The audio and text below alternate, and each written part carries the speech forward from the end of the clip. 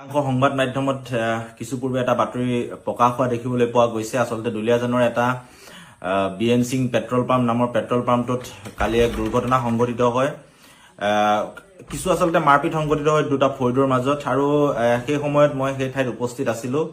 আৰু লগে লগে দুয়োটা ফৈদৰ মানুহ আসলতে চিনাকি বিহাৰী সম্প্ৰদায়ৰ দুটা ফৈদৰ মাজতে গোটেই কাজিয়া পেচাল হৈছিল। তাত আমাৰো বহু চিনাকি লোক উপস্থিত আছিল, আৰু মই সেই সময়ত গৈ ডিপুটোত উপস্থিত হৈ তাত হৈ থকা কাজিয়াখন আসলতে অঁতৰাবৰ কাৰণে চেষ্টা কৰিছিলো। আৰু ভিডিঅ'টো যিসকলে প্ৰত্যক্ষ কৰিছে তাত দেখিবই মই এটাও মুখেৰে মাত মতা নাই। তাত সকলোকে কেৱল হাতেৰে অঁতৰাই মেলি পঠিয়াই দিছো, আৰু তাত উপস্থিত থকা যিকোনো মানুহক সুধিলে এই বিষয়টো গম পোৱা যাব। গতিকে মোৰ নেতৃত্বত বা মই সেই ধৰণৰ কিবা অভিযোগ যি উত্থাপিত হৈছে, সেই অভিযোগ আসলতে এগৰাকী জনপ্ৰতিনিধিয়ে নিজৰ ৰাজনৈতিক অস্থিৰতাৰ কাৰণে বা নিজৰ ৰাজনৈতিক ভেটি হেৰুৱাব এনেকুৱা ধৰণৰ আকাংক্ষাত আহি পেলাই এনেকুৱা ধৰণৰ কাম কাজবিলাক বিভিন্ন লোকক ফোন যোগে মেছেজ যোগে কৰি থকা আমি দেখিবলৈ পাইছো। গতিকে এইবিলাক নকৰিবৰ কাৰণে আহ্বান জনাইছো। তাত যিসকল কালি উপস্থিত আছিল সেইসকলে গোটেই বিষয়টো জানে, আৰু মই সকলোকে এৰুৱাই পৰিস্থিতিটো সাম কাটিবৰ কাৰণে চেষ্টা কৰিছিলো, কাৰণ সকলো আমাৰ দুলিয়াজানৰ চিনাকি লোক আছিল। গতিকে তাত মই উপস্থিত হৈ কাজিয়াখন এৰুৱাটো মোৰ দায়িত্ব বুলি মই অনুভৱ কৰিছিলো। আৰু তাত যদি কোনোবাই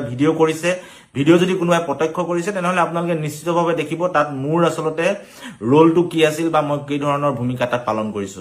আৰু তাতোতকৈ ডাঙৰ কথা, এতিয়া মূল কথাটোলৈ আহো। কালি ডিপুটোত উপস্থিত হোৱাৰ পিছত আটাইতকৈ ডাঙৰ কথাটো তাত জানিব পাৰিলো যে বিএন সিং নামৰ যিটো ডিপু দুলিয়াজানৰ মাজমজিয়াত অৱস্থিত প্ৰায় 1.5-2 বিঘা মাটিত, সেই মাটিখিনি কাৰ?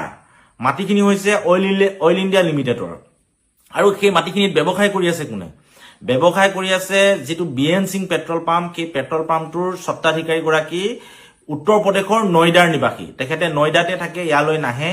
নয়দাত থাকিয়ে তেখেতে ইয়াৰ পৰা লাখে লাখে টকা ঘটি আছে। ইয়াত কাৰোবাক ডিপুটো চলাবলৈ দিয়ে, তেখেতসকলে চলায়, আৰু যিটো লাভ হয় মুনাফাটো তেখেতসকলে পঠাই দিয়ে। এতিয়া আমাৰ নয়দাৰ পৰা আহি ইয়াত কোনোবাই ব্যৱসায় কৰিছে, কিবা কৰিছে, এই ধৰণৰ কথাত আমাৰ একো আপত্তি নাই। সকলোৱে ব্যৱসায় কৰিব পাৰে, অসমৰ বিভিন্ন ঠাইত, ভাৰতবৰ্ষৰ বিভিন্ন ঠাইত ব্যৱসায় কৰিব পাৰে, কোনো ধৰণৰ আমাৰ আপত্তি নাই। কিন্তু এতিয়া মূল কথা হৈছে যে নয়দাৰ পৰা উত্তৰ প্ৰদেশত থাকি যদি দুলিয়াজানৰ মাজমজিয়াত য'ত তেল আন্দোলনৰ শ্বহীদ হৈছিল তাৰ কাষতে 2 বিঘা মাটি লৈ যদি ৰাজ সিঙে নয়দাত থাকি পেলাই ইয়াত ব্যৱসায় কৰিব পাৰে, তেনেহলে অইল ইণ্ডিয়া লিমিটেডৰ মাজমজিয়াত এনেকুৱা বহু খালী মাটি আছে, যিবিলাক খালী মাটি অইল ইণ্ডিয়া লিমিটেডে আমাৰ নিবনুৱা যুৱক যুৱতীসকলক প্ৰদান কৰিব লাগে, ব্যৱসায় কৰিবৰ কাৰণে প্ৰদান কৰিব লাগে। আৰু যি ধৰণে ৰাজ সিঙক যি চুক্তিৰ আধাৰত লিজত প্ৰদান কৰিছে, একেই চুক্তি একে আধাৰতে আমাৰ অসমীয়া যুৱকসকলকো প্ৰদান কৰিব লাগে।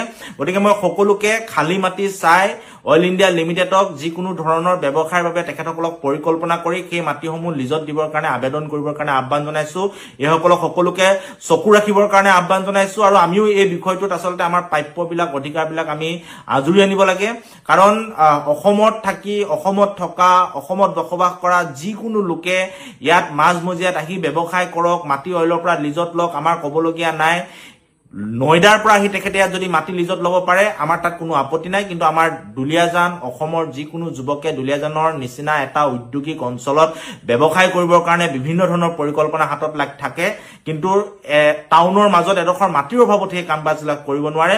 অইল ইণ্ডিয়া লিমিটেডৰ বহু পৰিত্যক্ত মাটি আছে। গতিকে সেই মাটিসমূহ ৰাজ সিঙক দিয়াৰ দৰে আমাৰ যুৱক যুৱতীসকলকো লিজত দিয়াৰ ব্যৱস্থা কৰিব লাগে, আৰু প্ৰত্যেকে ব্যৱসায় কৰি নিজে স্বাৱলম্বী হ'বৰ কাৰণে চেষ্টা কৰিব। গতিকে এই আহ্বানটোৱে মই সকলোলৈকে জনাইছো।